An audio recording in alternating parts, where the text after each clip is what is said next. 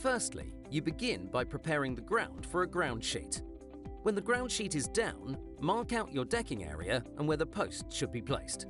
If any steps are to be installed, these will need to be factored in at this point. Make sure you consider the board dimensions when doing so, as this will make the installation easier further down the line. If the installation is for a domestic property, then we advise having a maximum of 1500mm gap between the centers of the posts. For commercial settings, this gap should be reduced to 1000mm. Cut the ground sheet on the marked area. Proceed to dig the holes to house the upright posts, which will support the deck. The posts should be 2/3 above ground and 1/3, or a depth of 400mm, in the ground, whichever is greatest. At this point, you could choose to add concrete to secure the posts in place. They'll need supporting in position whilst the concrete sets. Alternatively, you could support the posts in place to allow continual work on the deck frame and apply the concrete at a later stage. This would be typical of an elevated deck over 600mm in height. To stop the Plas Pro post from sliding out of the concrete, screws can be applied to the four sides of the base of the post to create a hole in the concrete. Plas Pro can be cut using a normal chop saw, preferably with a TCT blade that has fewer teeth. When cutting, it's advised to wear safety glasses and ear defenders. When working with Plas Pro, it's important to drill through the first product with an 8mm drill bit to allow for potential movement.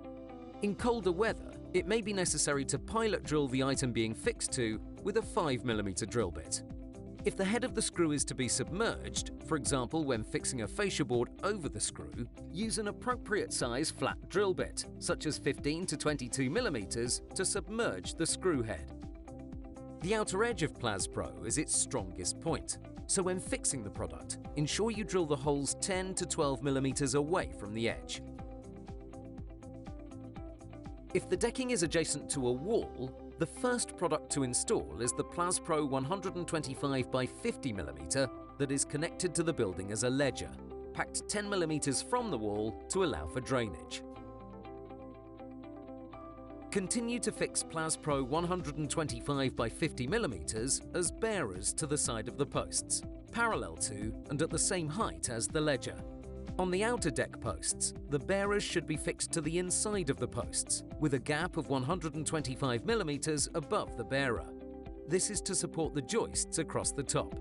Where two bearers meet on a post, a 10mm gap needs to be left to allow for potential movement.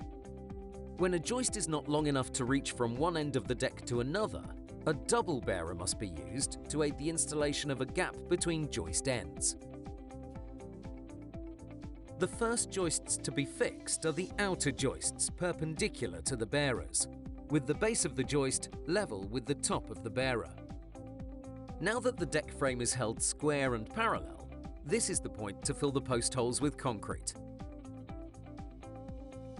Install the joists on top of the bearers by screwing diagonally through the joists into the bearer.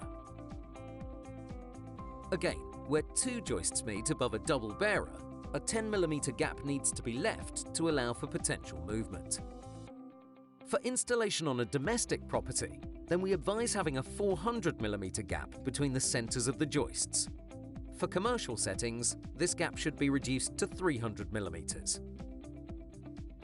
Complete the frame by adding the final outer joists to the posts, parallel with the bearers, fixed to both the posts and the ends of the joists to support a fascia board.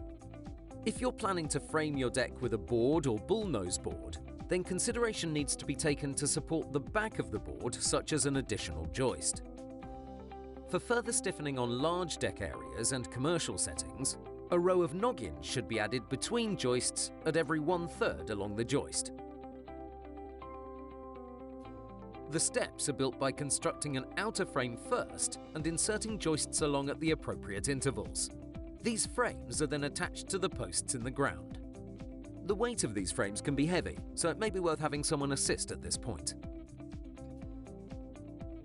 When the joists are fixed and it's best to consider if there'll be any lighting used in the design at this stage. Now's the time to install the wiring and clip it to the joists so that there are no trailing wires.